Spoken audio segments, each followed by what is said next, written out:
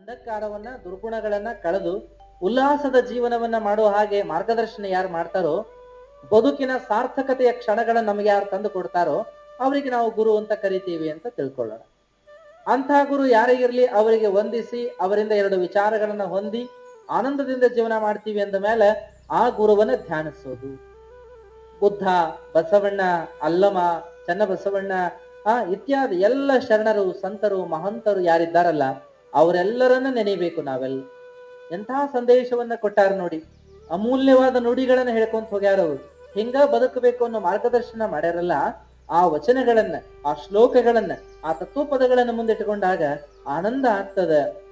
ಬದುಕಿದ್ರೆ ಹಿಂಗ ಬದುಕಬೇಕು ಅನ್ನುವಂಥ ಮಾತು ಆ ಮನಸ್ಸು ನಮಗ್ ಬರ್ತದಲ್ಲ, ಅಂಥ ಜೀವನವನ್ನ ಕಲಿಸಿಕೊಟ್ಟ ಎಲ್ಲ ಮಹಾತ್ಮರನ್ನ ನೆನೆಯಬೇಕು, ಅವರೆಲ್ಲರನ್ನೂ ಗುರುಗಳಂತ ತಿಳ್ಕೊಳ್ಬೇಕು, ಗುರು ಭಜನೆಯನ್ನ ಮಾಡಬೇಕು. ಗುರು ಭಜನೆ ಇವರು ಹೆಚ್ಚು ಇವರು ಕಡಿಮೆ ಅಂತ ತಿಳ್ಕೊಳ್ಳೋದಲ್ಲ. ಆದ್ರೆ ನಾವೆಲ್ಲ ಹಂಗ ಮಾಡೀವಿ, ಇವ್ರು ಹೆಚ್ಚು ಇವ್ರು ಕಡಿಮೆ ಅಂತ ತಿಳ್ಕೊಂಡಿವಿ. ನಮಗ ಬೇಕಾದವರು ಬಹಳ ದೊಡ್ಡವರು ಅಂತ ತಿಳ್ಕೊಂಡಿವಿ, ನಮಗ ಬೇಡದವರು ಅವ್ರ ಎಂತ ದೊಡ್ಡವ್ರು ಇದ್ರೇನು ಅವರನ್ನ ನಾವು ತಿಳ್ಕೊಳಕ್ ಪ್ರಯತ್ನ ಮಾಡಿಲ್ಲ. ಹಾಗಲ್ಲ, ಒಂದು ಒಳ್ಳೆ ಮಾತನ್ನ ಯಾರಿಂದ್ರ ಕೇಳಿದ್ರು ಸರಿಯೇ ಅವರನ್ನ ಗೌರವಿಸಬೇಕು ಅನ್ನುವಂಥ ಮಾತನ್ನ ಹೇಳ್ತಾರೆ. ವರ್ಣ ಮಾತಂ ಕಲಿಸಿದಾತಂ ಗುರು ಅಂತ ಹೇಳ್ತಾರೆ. ಗುರು ಅನ್ನುವಾಗ ಒಂದು ಶಬ್ದವನ್ನ ಕಲಿಸಿದವನು ಸಹ ಗುರು ಅಂತ ಹೇಳುವಾಗ ಇಡೀ ಜೀವನಕ್ಕೆ ಬೇಕಾದ ಅನುಪಮ ವಿಚಾರಗಳನ್ನ ಕೊಡುವಂಥವ ಗುರು ಅಂತ ಯಾಕೆ ತಿಳಿಬಾರದು ನಾವೆಲ್ಲ? ಆ ಗುರು ಯಾರಾದರೇನಪ್ಪ? ಅಂತಹ ಗುರುವನ್ನ ಗೌರವದಿಂದ ಕಾಣಬೇಕು, ಸ್ತುತಿ ಮಾಡಬೇಕು, ಭಜನೆ ಮಾಡಬೇಕು. ಹಾಗಾಗಿ ಎಂತೆಂತ ಶ್ಲೋಕಗಳನ್ನ ನಾವು ಕೇಳ್ತೀವಿ ನೋಡಿ.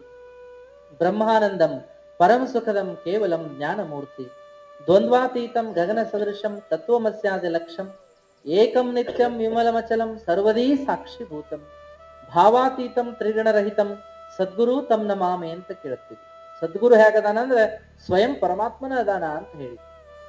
ಗುರು ಬ್ರಹ್ಮ ಗುರು ವಿಷ್ಣು ಗುರುದೇವೋ ಮಹೇಶ್ವರ ಗುರು ಸಾಕ್ಷಾತ್ ಪರಬ್ರಹ್ಮ ತಸ್ಮೈ ಶ್ರೀ ಗುರುವೇ ನಮಃ ಅನ್ನುವಾಗ ಬ್ರಹ್ಮ ವಿಷ್ಣು ಮಹೇಶ್ವರರ ಸ್ವರೂಪನೇ ಗುರುವದಾನ ಅನ್ನೋದನ್ನ ನಾವು ಕೇಳ್ತೀವಿ. ಅಖಂಡ ಮಂಡಲಾಕಾರಂ ವ್ಯಾಪ್ತಂ ಏನ ಚರಾಚರಂ ತತ್ಪದಂ ದರ್ಶಿತಂ ಏನ ತಸ್ಮೈ ಶ್ರೀ ಗುರುವೇ ನಮಃ. ಇಡೀ ಬ್ರಹ್ಮಾಂಡ ಸ್ವರೂಪನ ಅದಾನವ ಅನ್ನುವಂಥ ಮಾತನ್ನ ನಾವು ಕೇಳ್ತೀವಿ. ಮತ್ತೆ ಕೇಳ್ತೀವಿ ನಾವೆಲ್ಲ ಎಂತಹ ಸ್ವರೂಪ ಗುರುವಿಂದದ ಅಂತಂದ್ರೆ ಗುರುದೇವೋ ಮಹಾದೇವೋ ಗುರುದೇವೋ ಸದಾಶಿವ ಗುರುದೈವಾತ್ ಪರಂ ನಾಸ್ತಿ ತಸ್ಮೈ ಶ್ರೀ ಗುರುವೇ ನಮಃ ಅಂತ ಕೇಳ್ತೀವಿ. ಮುಂದೆ ಕೇಳಿ ಚೈತನ್ಯಂ ಶಾಶ್ವತಂ ಶಾಂತಂ ವ್ಯೋಮಾತೀತಂ ನಿರಂಜನಂ ನಾದಬಿಂದು ಕಲಾತೀತಂ ತಸ್ಮೈ ಶ್ರೀ ಗುರುವೇ ನಮಃ. ಅಂದ್ರೆ ನಾದಬಿಂದು ಆಗಿರ್ತಕ್ಕಂತಹ ಸದಾವಕಾಲ ಜಾಗೃತನಾಗಿರ್ತಕ್ಕಂಥವ್ ಯಾರು ಅಂದ್ರೆ ಪರಮಾತ್ಮ. ಅವನ ಸ್ವರೂಪನೇ ಗುರು ಅದಾನ ಅಂತ ನಾವು ಕೇಳ್ತಾನೆ. ಮಂತ್ರ ಮೂಲಂ ಗುರು ವಾಕ್ಯಂ ಪೂಜ್ಯ ಮೂಲಂ ಗುರು ಪಾದಂ ಧ್ಯಾನ ಮೂಲಂ ಗುರು ಮೂರ್ತೆ ಮುಕ್ತಿ ಮೂಲಂ ಗುರು ಕೃಪಾ ತಸ್ಮೈ ಶ್ರೀ ಗುರುವೇ ನಮಃ.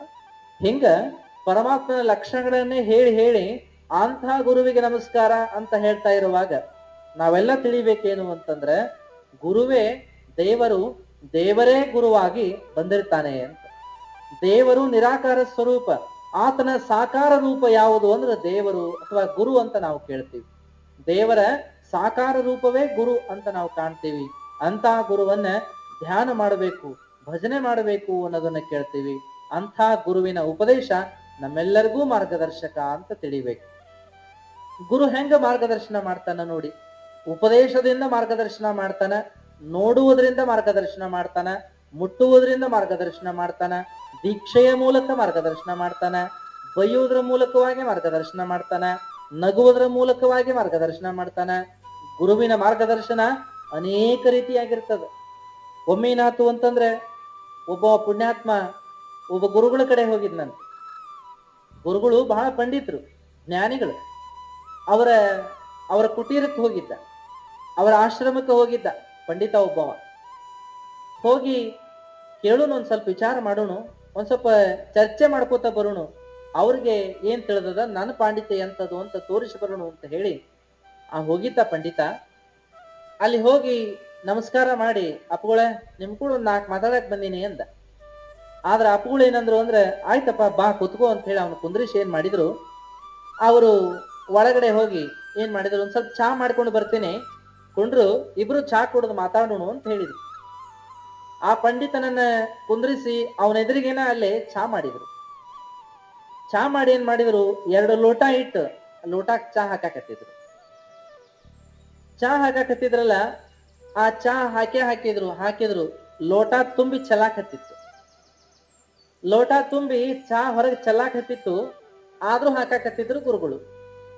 ಇದನ್ನು ನೋಡಿ ಆ ಪಂಡಿತ ಕೇಳಿದ, ಗುರುಗಳ ಲೋಟ ತುಂಬೈತಿ, ವಾಟೆ ತುಂಬೈತಿ, ನೀವು ಇನ್ನೂ ಹಾಕಾಕತ್ತೀರಿ, ಅದು ಚೆಲ್ಲಿ ಹೊಂಟತ್ರಿ ಅಂತಂದ. ಅವಾಗ ಗುರುಗಳಂದ್ರು, ಹೌದಪ್ಪ ನನಗೂ ಕಾಣಕತ್ತೈತಿ, ತುಂಬಿದ ವಾಟೆನ ತುಂಬಿದ ಲೋಟನ ತುಂಬಿಸೋದ್ ಹೆಂಗ ಅಂತ ವಿಚಾರ ಮಾಡಕತ್ತೀನಿ ಹೇಳಪ್ಪ ಅಂತಂದ್ರಂತ.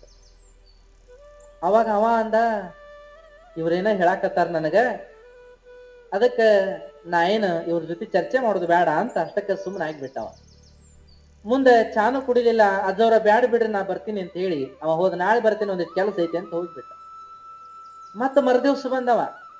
ಮತ್ತ ಬಂದು ನಮಸ್ಕಾರ ಮಾಡಿ, ಅಜ್ಜವ್ರ ಒಂಚೂರು ಮಾತಾಡೋದಿತ್ತ, ಹಂಗ ಬಂದಿತ್ ನೋಡ್ರಿ ಅಂದ. ಬಾರಪ್ಪ ಕುಂದ್ರು ಅಂದ್ರ ಅವ್ರು.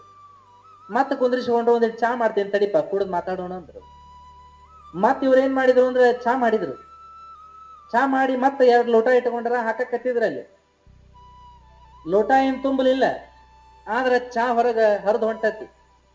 ಅವಾಗ ನೋಡಿದ ಪಂಡಿತ ಅಂದ, ಗುರುಗಳ ಲೋಟ ಏನಾರ ತೂತು ಬಿದ್ದಿರ್ಬೇಕ, ಚಾ ನೋಡ್ರಿ ಹರಿದು ಹೊಂಟತಿ ಹೊರಗ ಅಂದ. ಅವಾಗ ಗುರುಗಳಂದ್ರು, ಹೌದಪ್ಪ ಮರಾಯ, ತೂತಿದ್ದ ಲೋಟ ತುಂಬಿಸೋದ ಹೆಂಗ ಅಂತ ವಿಚಾರ ಮಾಡಕತ್ತೀನಿ ತಡಿತಮ್ಮ ಅಂದ್ರ ಅವ್ರು. ಅವಾಗ ಅವ್ರು ಆ ಪಂಡಿತನಿಗೆ ತಿಳಿತು, ಇಲ್ಲ ಏನೋ ಹೇಳಾಕತ್ತಾರೆ ಇವ್ರು ಅಂತ ವಿಚಾರ ಮಾಡಿದ. ಅವತ್ತು ಗುರುಗಳಂದ್ರ ಅವನಿಗೆ, ನೋಡಪ್ಪ, ತುಂಬಿದ್ದನ್ನ ತುಂಬ್ಸಾಕ್ ಆಗುದಿಲ್ಲ, ತೂತಿದ್ದನ್ನು ತುಂಬ್ಸಾಕ್ ಆಗುದಿಲ್ಲ. ಈ ವಿಚಾರ ಇಟ್ಟುಕೊಂಡು ಹೇಳ್ತಾರವ್ರು. ಏನಪ್ಪಾ ಅಂದ್ರ, ತಿಳಿದೀನಿ ಅವನಿಗೆ ತಿಳಿಸುವುದೇನದ, ನನಗೇನೋ ತಿಳಿಯಂಗಿಲ್ಲ, ಬಹಳ ದೊಡ್ಡ ಅದೀನಿ ಅನ್ನೋವಂಗ ತಿಳಿಸುವುದರ ಏನದ. ಅದಕ್ಕೆ ಬಹಳ ತಿಳಿದತಿ ಅಥವಾ ತಿಳಿದತಿ ಅನ್ನಕೊಳ್ಳುವಂತ ವಿಚಾರನೂ ಇರಬಾರದು. ಏನೋ ತಿಳಿಯಂಗಿಲ್ಲ, ನನಗೆ ಬಹಳ ದೊಡ್ಡ ಅದೀನಿ ಅನ್ನುವಂತ ವಿಚಾರಕ್ಕೂ ನಾವು ಬದ್ಧರಾಗಿರಬಾರದು. ಹಾಗಿದ್ದಾಗ ಮಾತ್ರ ಸತ್ಯವನ್ನ ತಿಳಿಯಬಹುದು ಅಂತ ಉಪದೇಶ ಮಾಡಿದ್ರಂತವ್ರು. ಅದಕ್ಕಾಗಿ ನಾವು ಗುರುಗಳನ್ನು ನೋಡ್ತೀವಿ, ಎಂತೆಂಥ ಗುರುಗಳು ಇರ್ತಾರ ನೋಡ್ರಿ. ಅವರ ಉಪದೇಶ ಅನೇಕ ರೀತಿಯಾಗಿರ್ತಾವ, ಮಾರ್ಗಗಳು ಅನೇಕ ಆಗಿರ್ತಾವ. ತಿಳ್ಕೊಳ್ಳುವಂತಹ ಜಾಣತನ ನಮಗಿರ್ಬೇಕಾಗ್ತದ. ಅಥಣಿ ಮುರುಗೇಂದ್ರ ಶಿವಯೋಗಿಗಳವರು ಅವ್ರು ಪೂಜಾ ಮುಗಿಸ್ಕೊಂಡು ಹೊರಗೆ ಬರಾಕತ್ತಾರ. ಆಗ ಏನಾಯ್ತು ಅಂತಂದ್ರೆ, ಹೊಸಲಿ ಮೇಲೆ ಏನೋ ನೋಡಿದ್ರ ಅವ್ರು. ಅವಾಗ ಚೀರಾಕತ್ರು, ಚೇಳು ಚೇಳು ಚೇಳು, ಮೃತ್ಯುಂಜಯ ಬಾರೋ, ಚೇಳ್ಕುಂತದ ಹೊಸಲಿ ಮೇಲೆ ಅಂದ್ರು. ಮೃತ್ಯುಂಜಯ ಅಪ್ಪಗಳು, ಧಾರವಾಡ ಮೃತ್ಯುಂಜಯ ಅಪ್ಪಗಳು ಅವ್ರು ಸೇವಾಕಿದ್ರು. ಮುರುಗೇಂದ್ರ ಅಜ್ಜವ್ರ ಸೇವಾಕಿದ್ದಾಗ ಒಳಗಿಂದ ಒಂದು ಕಸಬರಗಿ ತಗೊಂಡು ಓಡಿ ಬಂದ್ರವ್ರು. ಎಲ್ಲೈತ್ರಿ ಅಜ್ಜರ್ ಚೇಳು ಎಲ್ಲೈತಿ ಅಂತ ಬಂದ್ರವ್ರು. ಅವಾಗ ಇಲ್ಲೈತ್ ನೋಡೋ, ಹೊಸಲಿ ಮೇಲೆ ಇಲ್ಲೈತ್ ನೋಡೋ ಅಂದ್ರವ್ರು. ಮೃತ್ಯುಂಜಯ ಅಪ್ಪಗಳು ನೋಡ್ತಾರ, ಹೊಸಲಿ ಮ್ಯಾಗ ಇದ್ದದ್ದು ಏನಪ್ಪಾ ಅಂದ್ರ ರೊಕ್ಕ, ಅದು ರೂಪಾಯಿ. ಅಜ್ಜರ್ ಅದು ಚೇಳ ಅಲ್ರಿ, ರೂಪಾಯಿ ಐತಿ ಅಂತಂದ್ರು. ಅದನೋ ಮರಯ್ಯ, ಚೇಳ ನಿಜವಾದ ಚೇಳ ಅಲ್ಲ, ಇದ ನಿಜವಾದ ಚೇಳೋ ಮರಯ್ಯ, ಇದು ಕಡಿತು ಅಂತಂದ್ರೆ ಯಾರಿಗಾದ್ರೂ ಹುಚ್ಚ ಹಿಡಿತೈತಿ ಅಂದ್ರಂತ. ಆವಾಗ ಆ ಉಪದೇಶವನ್ನ ಕೇಳಿ ಆಶ್ಚರ್ಯ ಆಯ್ತು ಮೃತ್ಯುಂಜಯ ಅಪ್ಪಗಳಿಗೆ. ಎಂಥ ಮಾತು ಹೇಳಿದ್ರಲ್ಲ. ಹಣಕ್ಕಾಗಿ ಆಸೆ ಮಾಡಿದ್ರೆ ಆಗ ಎಲ್ಲ ಸಂಬಂಧಗಳು ಇಲ್ಲದಂಗ ಆಕ್ಕವ, ಎಲ್ಲ ಗುಣಗಳು ಶೂನ್ಯ ಆಕ್ಕವ. ಜೀವನ ಅನ್ನೋದ ಅದು ನಮ್ಮ ಕಣ್ಣಿಗೆ ಕಾಣದಂಗ ಹೋಗ್ತದಲ್ಲ. ಅಂತಹ ವಿಚಾರವನ್ನ ಬೆಳೆಸುವಂತಹ ನಾಣ್ಯ ರೂಪಾಯಿ ಏನೈತಲ್ಲ, ಇದ ಚೇಳ ಅಂದ್ರಲ್ಲ ಅಂತ ಹೇಳಿ ಆಶ್ಚರ್ಯಪಟ್ಟಿದ್ರಂತ. ನೋಡ್ರಿ ಎಂಥ ಉಪದೇಶ ಅದು. ಮುಂದೆ ಇಂಥ ಉಪದೇಶವನ್ನ ಅನೇಕ ಜನ ಮಹಾತ್ಮರೊಳಗೆ ನಾವು ನೋಡ್ತೀವಿ ಏನ್ರಿ. ಆ ಉಪದೇಶ ಒಳಗೆ ಫಕೀರೇಶ್ವರರ ಜೀವನದಾಗ ನಾವು ನೋಡ್ತೀವಿ, ಎಂಥ ಉಪದೇಶವನ್ನ ಮಾಡಿದ್ರು ಅಂತ ಕೇಳ್ತೀವಿ ನಾವೆಲ್ಲ. ಒಂದು ಕಡೆ ಬಂಡೆಪ್ಪನಹಳ್ಳಿ ಒಳಗೆ ಮಠ ಕಟ್ಟುವಂತ ಪ್ರಸಂಗ ಬರ್ತದ ನೋಡ್ರಿ. ಎಲ್ಲರೂ ಮಠ ಕಟ್ಟಾಕ್ ಬರಾಕತ್ತಾರಲ್ಲಿ, ಫಕೀರೇಶ್ವರ ಮಠ ಕಟ್ಟಾಕ್ ಬರಾಕತ್ತಾರ. ಆದ್ರ ಮಠ ಕಟ್ಟಿದಂತ ಜನರಿಗೆ ಮಧ್ಯಾಹ್ನ ಎಲ್ಲ ಪ್ರಸಾದ ಆತು, ಹೋಗುವಾಗ ಪಗಾರ ಕೊಡ್ಬೇಕಲ್ಲ. ಎಲ್ಲರೂ ನಮಸ್ಕಾರ ಮಾಡಿ ಉಡಿ ಒಡ್ಡಾಕತ್ತಾರ. ಫಕೀರೇಶ್ವರ ಏನ್ ಮಾಡಿದ್ರ ಅಂತಂದ್ರ ಮುಟಿಗೆ ಮಣ್ಣು ಹಾಕಾಕತ್ತಾರ ಅವ್ರ ಉಡಿಯಾಗ. ಕೆಲವರು ಭಕ್ತಿವಾನ್ರೆಲ್ಲ ಆ ಉಡಿ ಒಳಗಿನ ಮುಟಿಗೆ ಮಣ್ಣನ್ನ ನಮಸ್ಕಾರ ಮಾಡಿ ತಗೊಂಡು ಹೊಂಟಾರ. ಆದ್ರೆ ಒಬ್ಬ ಮನುಷ್ಯ ಕೇಳಿಬಿಟ್ಟು, ಏನ್ರಿ ಮುಂಜಾನೆ ಸಂಸ್ಥೆಗೆ ದುಡಿಬೇಕು, ಮಧ್ಯಾಹ್ನ ಒಂದ್ ಹೊತ್ತು ಊಟ ಕೊಡ್ತೀನಿ, ನಾನು ಹೊಟ್ಟೆ ತುಂಬ್ತು, ಮನ್ಯಾಗಿರೋರ್ನ ಹೆಂಗ್ ಹೊಟ್ಟೆ ತುಂಬಬೇಕು, ಜೀವನ ಹೆಂಗ್ ಮಾಡ್ಬೇಕು ಅವ್ರು? ಮತ್ತ ನೀವು ಒಂದ್ ಹಿಡಿ ಮಣ್ಣು ಹಾಕಿದ್ರೆ ನಮ್ ಜೀವನಕ್ಕೆ ಮಣ್ಣು ಕೊಡ್ತೀರ ಏನಪ್ಪಾ ನೀವು? ಚೇಚೆ ನಾಳೆಯಿಂದ ನಾವೇನ್ ಬರುದಿಲ್ಲ ಅಂದ್ರ ಅವ್ರು. ಕೆಲವ್ರ ಮಂದಿ ಅಂದ್ರ ಅವ್ರು ಅಂದು ಹೋದ್ರು, ನಗಾಕ್ ಹತ್ರ ಫಕೀರೇಶ್ವರರು. ಅವಾಗ ಮರದಿವ್ಸ ಏನಾಯ್ತು ಅಂದ್ರೆ ಎಲ್ಲಾರು ಒತ್ತಾಯ ಮಾಡಿ ಎಲ್ಲಾರು ಕರ್ಕೊಂಡು ಬಂದ್ರು. ಬರ್ರಿ ಮಹಾತ್ಮರ ಅದಾರವ್ರು, ಒಳ್ಳೇದಾಕತ್ ನಮ್ ಜೀವನಕ್ಕೆ ಬರ್ರಿ ಅಂದ್ರವ್ರು. ಅವಾಗ ಕೆಲವರೆಲ್ಲ ಪೇಚಾಡಿದ್ರ, ಅಲ್ಲ ಮರಯ್ಯ, ದುಡ್ದಕ್ಕೆ ಅವ್ರ ಏನ್ ಕೊಟ್ರ ನಿನ್ನ ಉಡಿ ಇಲ್ಲ, ಮುಟ್ಟಿಗೆ ಮಣ್ಣು ಹಾಕಿದ್ರಪ್ಪ ಜೋಳಿಗೆ ನಮ್ಮ ಉಡಿಯಾಗ, ಹಿಂಗಾದ್ರೆ ಹೆಂಗೋ ಅಂದ್ರ ಅವ್ರು ಕೆಲವ್ರು.